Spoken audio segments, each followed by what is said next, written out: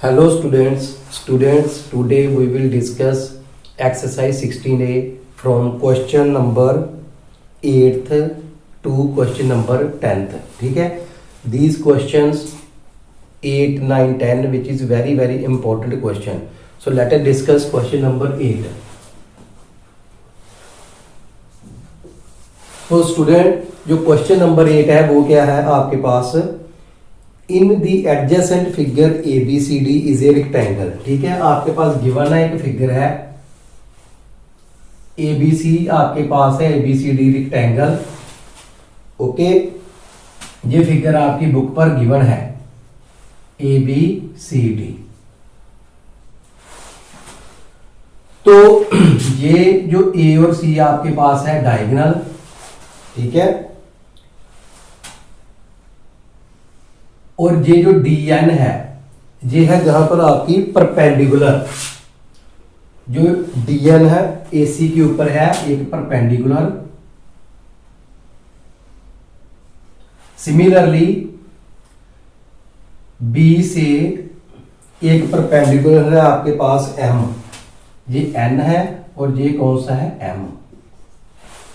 Okay student, ये जो figure given है, सो आपने प्रूव क्या करना, prove that triangle B M C congruent triangle D N A. ये देखो बी एम सी और डी एन ए, ये दोनों ट्रायंगल्स आपने कॉन्ग्रुएंट प्रूव करनी. ठीक है, उसके बाद आपने ये प्रूव करना, चेक करना is it true that B M is equal to D N.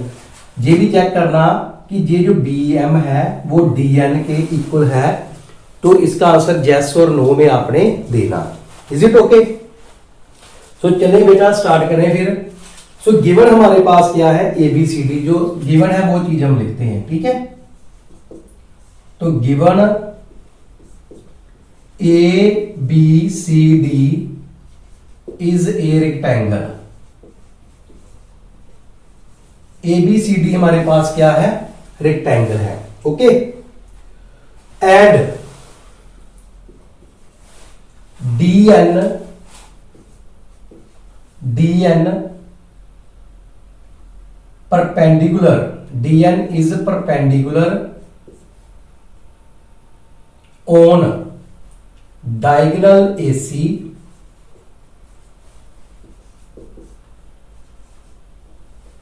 And also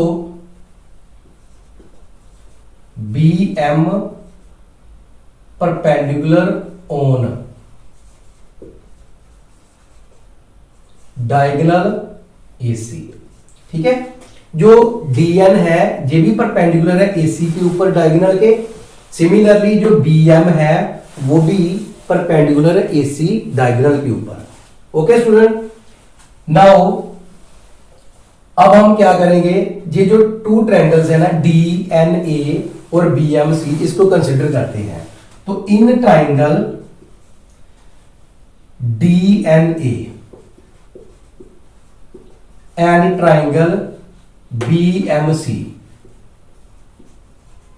इसको कॉन्ग्रुएंट प्रूव करना.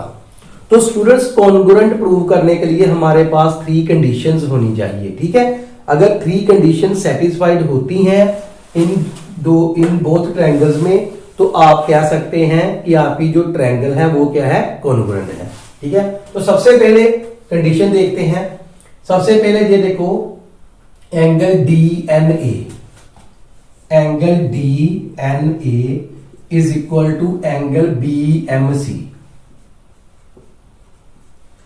ये बोथ इक्वल है. क्यों इक्वल है? Because 90 degree. ठीक है, दोनों का ये एंगल कितने डिग्री का बन रहा है, 90 डिग्री का. ओके स्टूडेंट, उसके बाद है हमारे पास आ जाता दूसरा एंगल है D A N, D A N, और इधर से बी सी एम, जे वाला एंगल और जे वाला एंगल, बी सी एम, ये इक्वल है. इसे हम कहेंगे अल्टरनेट इंटीरियर एंगल. देखिए स्टूडेंट, ये जो अल्टरनेट इंटीरियर एंगल कैसे बनते हैं, जैसे ये देखो एक जेड की शेप में जो एंगल बने ना, ये जो एक जे लाइन और जे लाइन पैरेलल है, तो जहां पर जो जेड की शेप पर वर्टेक्स है बन रहा है ना जेड की शेप में इस तरह के, इसे हम कहते हैं जैसे 1 और 2, जिस 1 और 2 एंगल जो है ना अल्टरनेट इंटीरियर एंगल है, और जे क्या होते हैं, इक्वल होते हैं। ठीक है, अल्टरनेट इंटीरियर एंगल्स, क्लियर है। और जहां पर भी देख लो ये इस तरह से जेड की शेप जैसे मर्जी बने, ठीक है, ऐसे बन सकती है, ठीक है, इस तरह से भी बन सकती है, ठीक है, ये भी अल्टरनेट इंटीरियर एंगल है, ये भी अल्टरनेट। तो इस फिगर में इस तरह से बनी है जेड की शेप, जहां पर डी था, जहां पर ए है, जहां पर सी है, जहां पर बी है, और जहां पर एन है, जहां पर एम है। ठीक है, तो हमने कंसीडर कर लिया D A N B F C M. ठीक है, ये है alternate interior angle. Okay students, now come to next step. अब नेक्स्ट स्टेप जो है वो क्या है, देखो हमारे पास 3 थिंग्स होनी चाहिए प्रूव करने के लिए कॉन्ग्रुएंट ट्रायंगल। हमारे पास फर्स्ट बन गई, ठीक है, सेकंड भी बन गई, अब थर्ड देखो, A D is equal to B C, A D is equal to B C. क्यों ये इक्वल है, क्योंकि opposite sides of rectangle are equal. ठीक है, जो रेक्टेंगल की ऑपोजिट साइड्स होती हैं वो क्या होती हैं, इक्वल होती हैं। ठीक है, तो क्योंकि गिवन था हमें ए बी सी डी क्या है, रेक्टेंगल है, इट मींस रेक्टेंगल है, तो A B equal to C D भी होगा और A D equal to B C भी होगा। ठीक है, मगर हमें जो चीज चाहिए, जो रिक्वायरमेंट है जिसकी, वही चीज हमने लगानी। अब देखो हमारे पास 3 कंडीशन सेटिस्फाइड हो गई, तो इनके बिहाव से हम ये 3 कंडीशन के अकॉर्डिंग क्या लगाएंगे, जहां पर भी एंगल है, जहां पर भी एंगल है, जहां पर क्या है, side.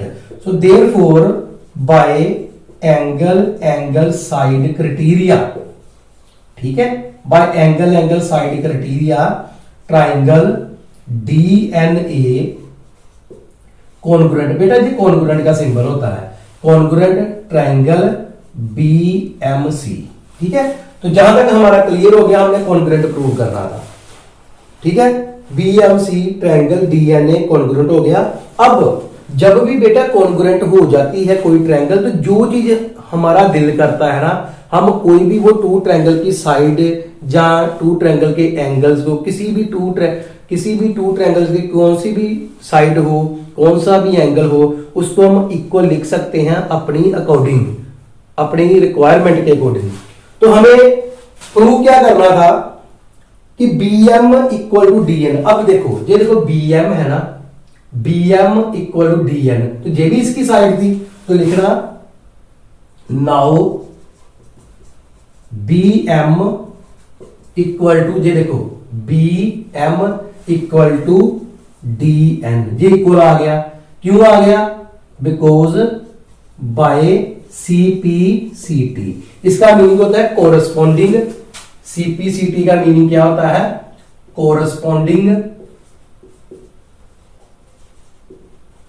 Parts of congruent triangles. Okay students, इस बात को आपने लर्न कर लेना। ठीक है, ये इसकी फुल फॉर्म होती है corresponding part of congruent triangle, कि जो कॉन्ग्रुएंट ट्रायंगल के कोरस्पॉन्डिंग पार्ट है वो इक्वल है। कॉन्ग्रुएंट का मीनिंग ही क्या होता है कि उसकी शेप, ट्रायंगल्स के साइज, ट्रायंगल्स की एंगल्स, ये सारे क्या है, इक्वल है। ठीक है, इसका मीनिंग BM इक्वल टू क्या होगा, DN होगा। ठीक है, तो यही चीज पूछी थी कि ये करेक्ट है या इनकरेक्ट है, ट्रू है या फॉल्स है, जहां पर लिखना therefore yes it is true. तो स्टूडेंट ये आपका क्या हो गया, सम सॉल्व हो गया। ठीक है, तो मैं एक बार रिपीट कर देता हूं, क्या करना, आपके पास ABCD एक ट्रायंगल थी, सॉरी रेक्टेंगल थी, ये गिवन है। इसमें ना ये जो DN है एक परपेंडिकुलर है AC डायगोनल पर, सिमिलरली BM परपेंडिकुलर है AC डायगोनल पर। ठीक है, अब प्रूव क्या करना था कि ये जो ट्रायंगल है ना DAN और BMC ये कॉन्ग्रुएंट प्रूव करना था पहली बात, ठीक है। दूसरा क्या करना था कि ये DN इक्वल टू MB है या नहीं है, ठीक है। तो सबसे पहले ये गिवन चीज लिखी कि ABCD is a rectangle, ABCD rectangle है। इसमें जो अभी मैंने चीज बताई कि जो गिवन है वो सारा कुछ आपने लिख देना। क्या था गिवन? DN परपेंडिकुलर है डायगोनल AC पर, सिमिलरली BM डायगोनल AC पर परपेंडिकुलर है।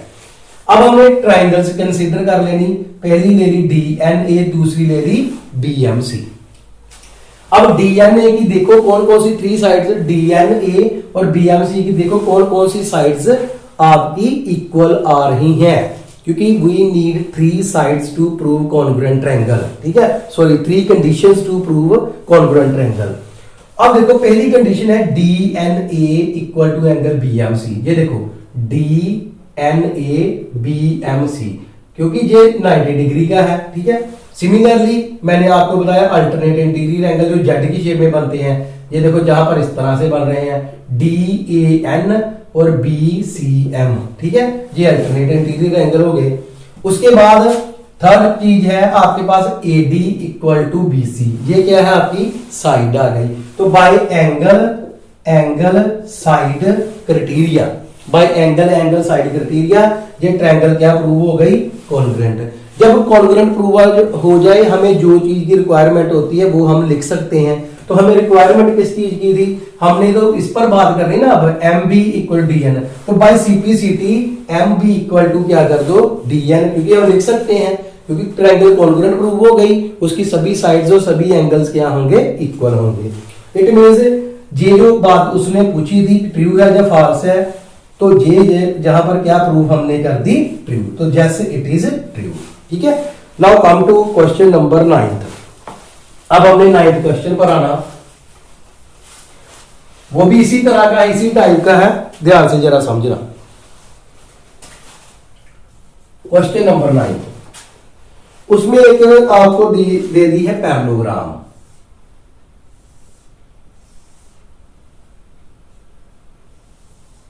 तो पैरेललोग्राम है आपके पास ABCD,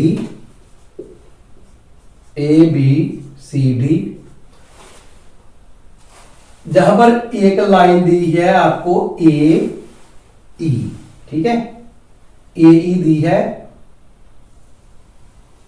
ये ना एंगल A को बाइसेक्ट कर रही है। बाइसेक्ट का मीनिंग है 2 इक्वल पार्ट्स में डिवाइड कर रही है। इसी तरह से C और F लाइन, ये एंगल C को बाइसेक्ट कर रही है, ठीक है। बाइसेक्ट का मीनिंग क्या होता है स्टूडेंट? वो लाइन, जैसे ये देखो एक एंगल है, ठीक है। ये एंगल है, एक लाइन जहां पर देखो A है, ये B है, C है, ये D है, ठीक है। ये जो BD लाइन है ना, BD लाइन एंगल को बाइसेक्ट कर रही है। बाइसेक्ट का मीनिंग क्या है कि अगर ये देखो, दोबारा से मैं एंगल बना लेता हूं। सपोज करो जो सारा का सारा एंगल 60 डिग्री का है, ये A है, ये B है, ये C है, ये D है, ये सारा का सारा एंगल 60 डिग्री का है। तो ये जहां पर जो छोटा एंगल है ना इतना, ये वाला, ये कितना होगा? 30 डिग्री का। क्यों 30 डिग्री का हो गया? क्योंकि इसने बाइसेक्ट कर दिया। बाई का मीनिंग क्या होता है? देखो बाइसेक्ट, इस ये ना 2 वर्ड से बना है, बाई प्लस सेक्ट। सेक्ट का मीनिंग क्या बन जाएगा? सेक्शन। सेक्ट का मीनिंग क्या बनेगा? सेक्शन। बाई का मीनिंग होता है 2, ठीक है। तो बाइसेक्शन का मीनिंग होता है 2 पार्ट्स में क्या कर देना? डिवाइड कर देना। तो ये जो BD लाइन है ना, एंगल को क्या करती है? बाइसेक्ट करती है। इट मींस 2 इक्वल पार्ट्स में क्या कर देती है? डिवाइड कर देती है, ठीक है। इट मींस जहां पर अगर 60 एंगल है तो ये 30 का, ये भी एंगल कितने का बनेगा? 30 का, ठीक है।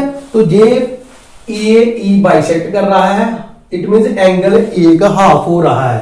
जहां पर भी CF बाइसेक्ट कर रहा है, एंगल C का हो रहा है हाफ। ये कंडीशन हमने यूज करनी, इसलिए मैंने आपको ऑलरेडी बता दिया। तो स्टूडेंट सबसे पहले जो गिवन है वो हम लिख लेते हैं। गिवन है ABCD is a parallelogram. Given ABCD is a parallelogram. So ये पैरेललोग्राम का सिंबल होता है, पैरेलल लिखकर GM लिख दो, ठीक है, ये पैरेललोग्राम का सिंबल है, ठीक है। And line segment AE and CF and line segment AE and CF, AE and CF bisect the angle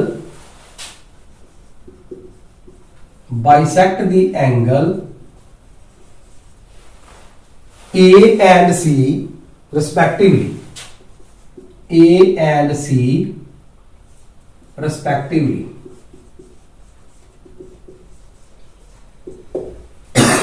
student ये जो रेस्पेक्टिवली जहां मीनिंग आता है, इसका मीनिंग होता है कि ये जो AE है ना, ये देखो AE, ये किसको रेस्पेक्टिवली का मीनिंग होता है according to series, according to sequence लिख लो, अकॉर्डिंग टू सीक्वेंस, क्रमवार, ठीक है, क्रमवार सीक्वेंस के अकॉर्डिंग चलना।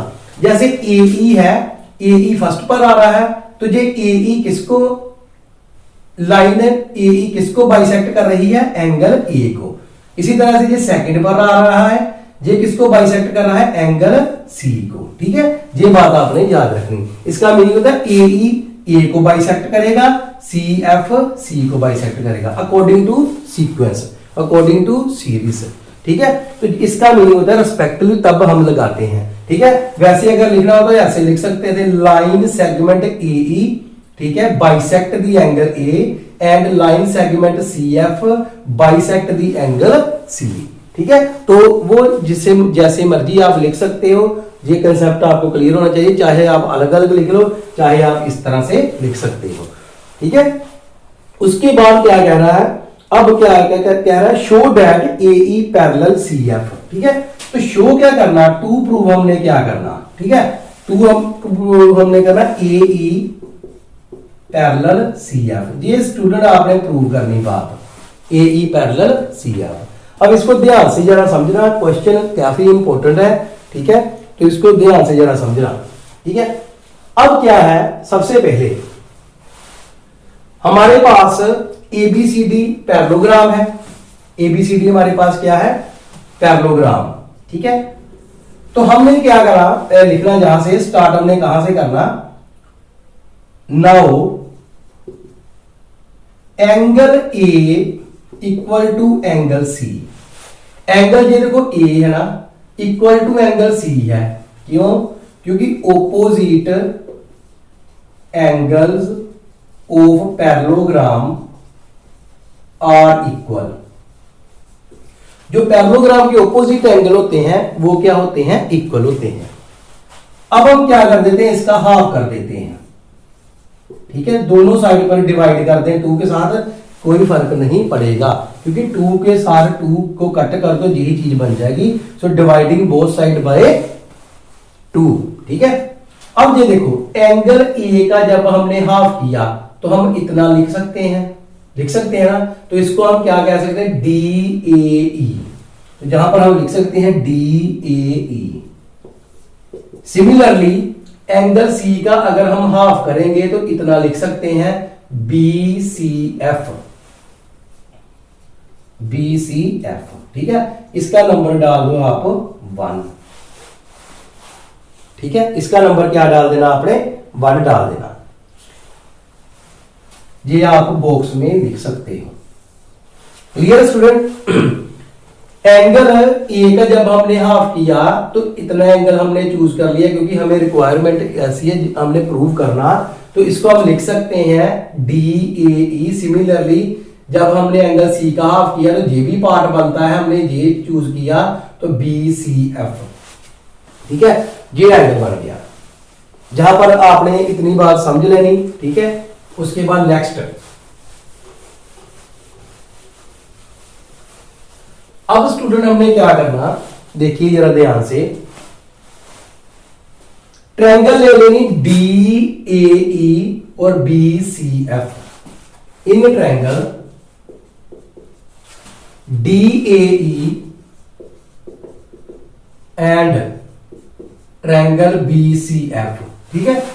इसको भी हमने क्या करना, कॉन्ग्रुएंट प्रूव करना। ठीक है, कॉन्ग्रुएंट प्रूव करना है जैसे हमने क्वेश्चन नंबर 8 में किया था।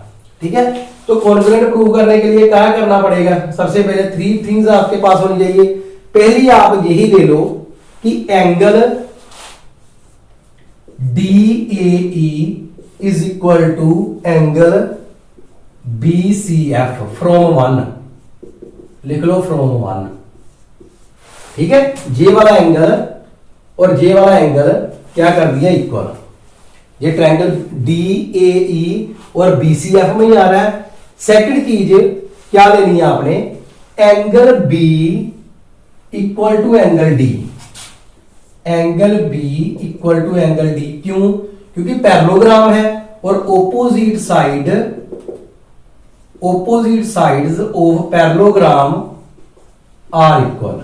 ठीक है, ओपोजिट साइड पैरेललोग्राम की क्या होती है, इक्वल होती है। थर्ड थिंग, थर्ड ये देखो AD equal to BC, AD equal to BC। ये क्या है, ओपोजिट, सॉरी यहां पर आ रहा था angles, opposite angles of parallelogram equal opposite sides of parallelogram are equal. अब ये देखो कौन सा क्राइटेरिया बना, एक तो जे एंगल, एक जे एंगल और बीच में क्या है, साइड आ रही है ना। जे एंगल और बीच में साइड आ रही, तो bye angle side angle criteria, bye angle side angle criteria. ठीक है ना, ये देखो जैसे ट्राइंगल है ना, इसका जेबी एंगल और जेबी एंगल बीच में साइड आ रही, तो angle side angle criteria triangle DAE congruent triangle BCF। ठीक है, कॉन्ग्रुएंट हो गया। ठीक है, तो पहली कंडीशन हमने पार कर ली। अब हमने करना क्या, वैसे हमने प्रूव करना AE पैरेलल CF। अब हमने क्या करना स्टूडेंट, बाय CPCT। ठीक है, अब हम बाय CPCT लिखेंगे DE equal to FB, therefore DE equal to FB।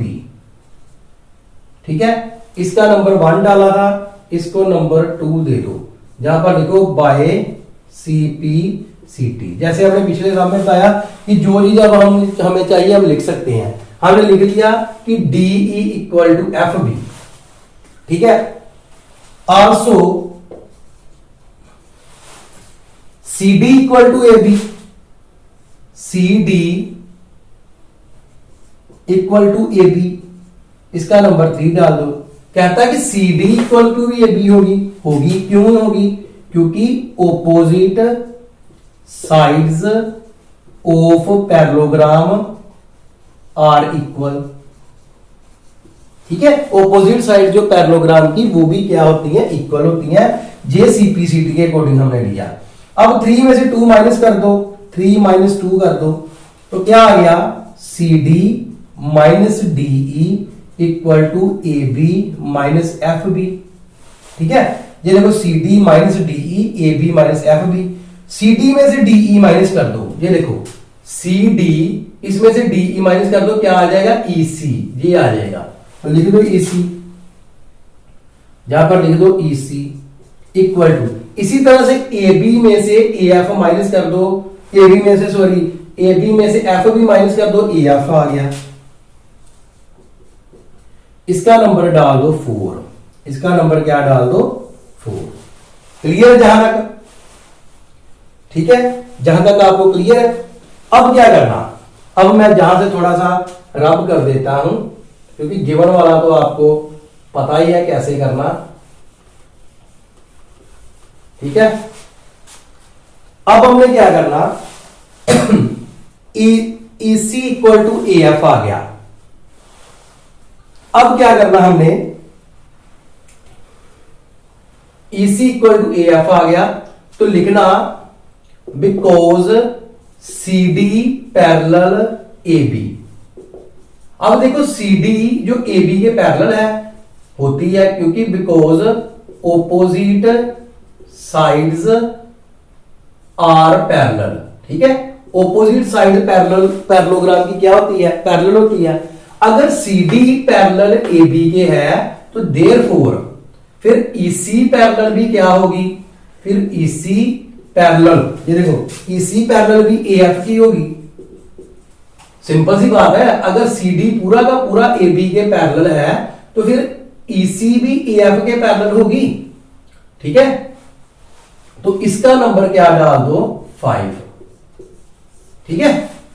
अब देखो 4 से क्या था, EC equal to AF, 5th से क्या है, EC पैरेलल AF। तो पैरेललोग्राम की डेफिनेशन क्या होती है, लिखना जहां पर फ्रॉम 4 एंड 5। पैरेललोग्राम की डेफिनेशन होती है अगर किसी फिगर का वन पेयर ऑपोजिट साइड का पैरेलल हो एंड इक्वल भी हो तो वो क्या बन जाती है, एक पैरेललोग्राम, ठीक है। जैसे ये देखो, ये सपोज करो ABCD है ना, अगर ये वाला पार्ट ऑपोजिट है ना, अगर ये पैरेलल आ गया, दूसरी बात इक्वल आ गया, जैसे ये 5 है और ये भी 5 है, तो ये ABCD क्या बन जाएगा, पैरेललोग्राम। तो जहां पर तो वही चीज प्रूव होगी, EC इक्वल टू AF, ये देखो EC इक्वल टू AF आ गया, प्लस EC 5th में पैरेलल AF के है, therefore EC AF is a parallelogram. तो लिखना by the definition of parallelogram,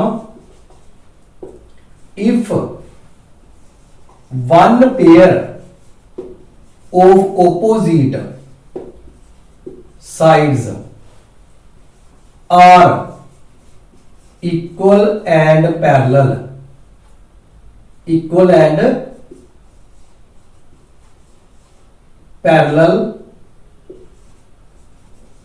then it is parallelogram. फिर क्या होगा, वो पैरेललोग्राम होगा। So therefore ECAF is a parallelogram. जो EC है ना, ECAF पैरेललोग्राम है, ठीक है। अब देखिए, ठीक है, देखो ECAF क्या है, पैरेललोग्राम।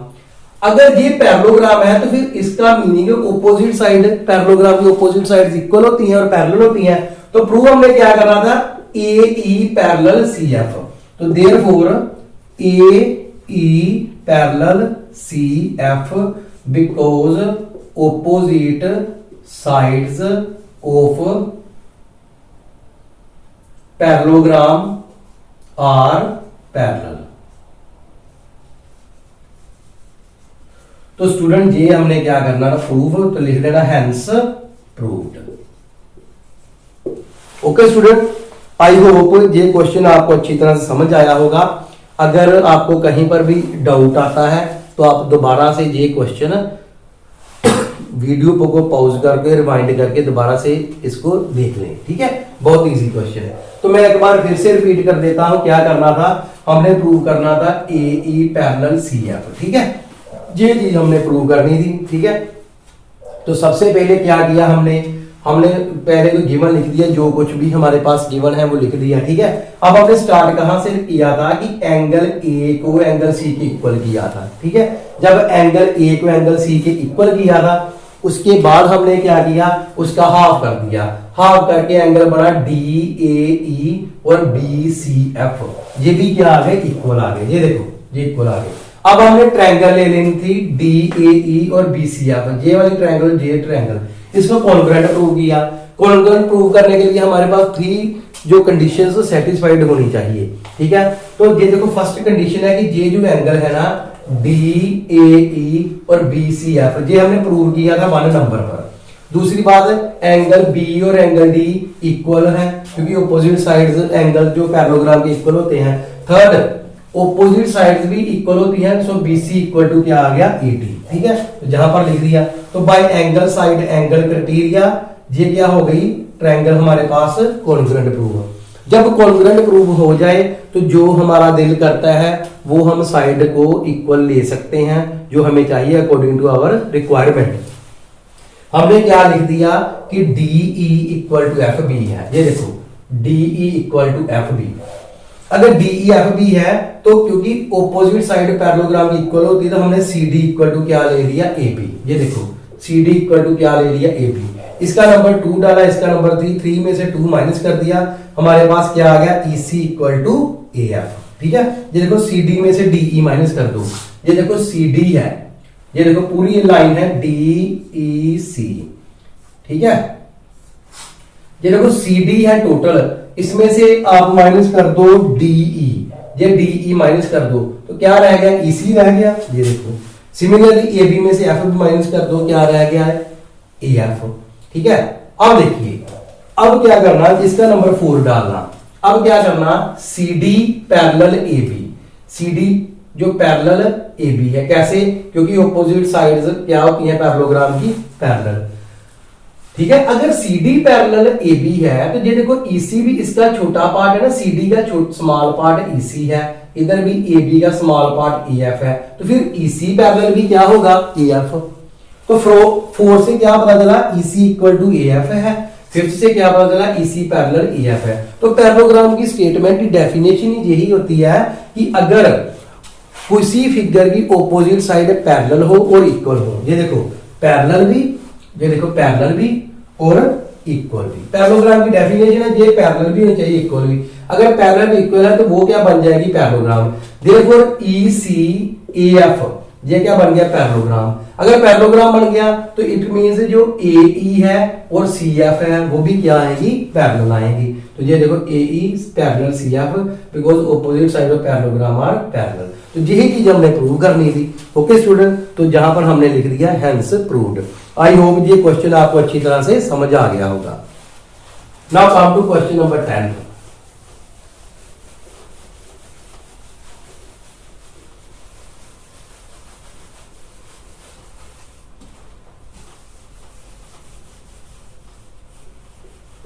तो 10th क्वेश्चन है जो स्टूडेंट, वो भी इंपॉर्टेंट क्वेश्चन है, उसको भी जरा ध्यान से आपने समझना।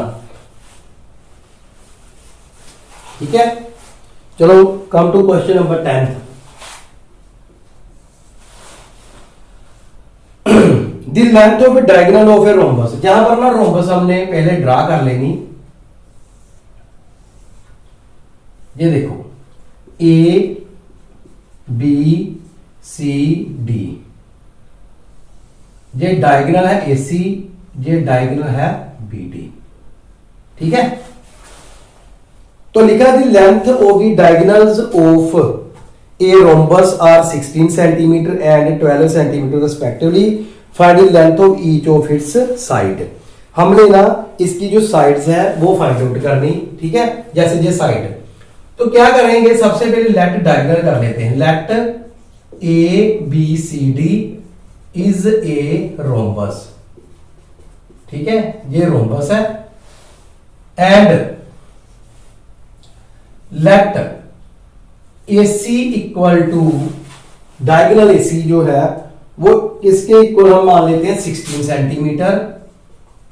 And let diagonal BD equal to 12 centimetre. ठीक है, एक को हमने 12 मान लिया, एक को हमने 16 मान लिया। ठीक है, और जहां ये पॉइंट डायगोनल इंटरसेक्ट करना है इसको पॉइंट O मान लिया। And let O be the point of intersection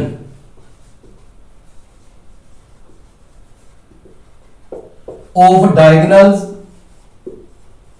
कौन से डायगोनल है, of diagonal AC and BD। Clear student, जहां तक क्लियर है आपको।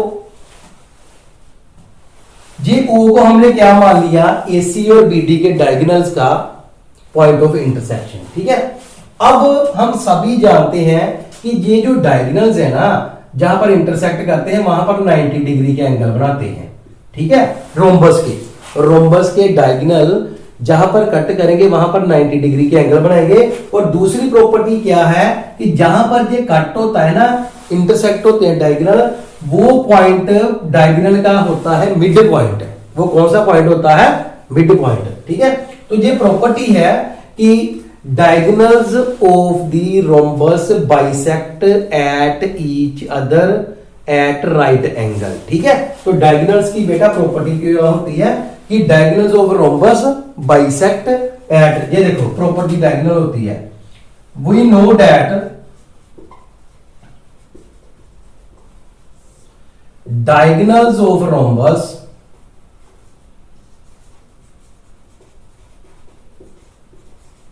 bisect each other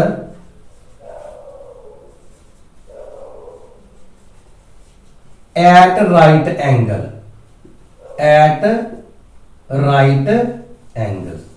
इसमें दो चीजें आती हैं, एक तो जैसे एक ए ई की पूरी लेंथ आपने ले ली है 16, ठीक है, तो जहां पर क्या बन जाएगा, ए से ओ तक कितना बन जाएगा 8 सेंटीमीटर, ओ से सी तक बन जाएगा 8 सेंटीमीटर।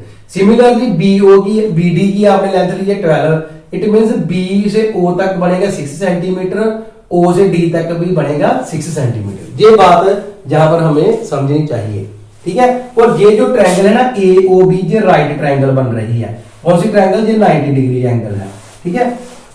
सो देयरफॉर जो AC है ना, AC इज इक्वल टू कितना है 16 सेंटीमीटर, ठीक है, गिवन है, तो लिखा है बिकॉज AC इक्वल टू 16 है, तो हम क्या ले लेते हैं, AO ले लेते हैं, हम AO ले लेते हैं, वो क्या आएगा हाफ AC अकॉर्डिंग टू, लिख देना अकॉर्डिंग टू डेफिनेशन, ठीक है ना, अकॉर्डिंग टू डेफिनेशन, ठीक है, कि डायगोनल अकॉर्डिंग टू प्रॉपर्टी लिख लो या ऐसे लिख लो, ठीक है, जहां नंबर क्या डाल दो 1, जहां पर लिख दो according to 1, according to number 1, ठीक है। 1 में मैंने प्रॉपर्टी पूरी लिख दी, तो आप लिख सकते हो कि जहां से देख लो आप, ठीक है। तो इसका मीनिंग 1/2 AC की वैल्यू आपके पास कितनी है 16 सेंटीमीटर, तो इसका मीनिंग ये कटिंग हो गई, कितना आ गया 8 सेंटीमीटर, EO की वैल्यू कितनी आ गई 8, ठीक है। सिमिलरली अब क्या करना, because BD equal to 12 centimetre, therefore OB या BO equal to half BD according to 1, ठीक है। तो हाफ BD का मीनिंग है, BD की वैल्यू कितनी है 12 मल्टीप्लाई 12 सेंटीमीटर, कटिंग कर दो कितना आ गया 6 सेंटीमीटर। ओके स्टूडेंट, तो आपका ये आ गया।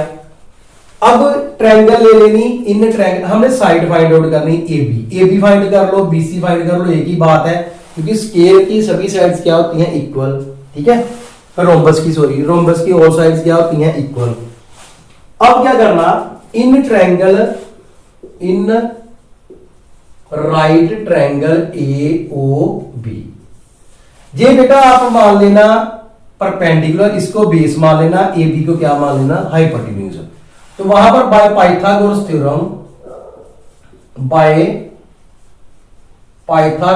थ्योरम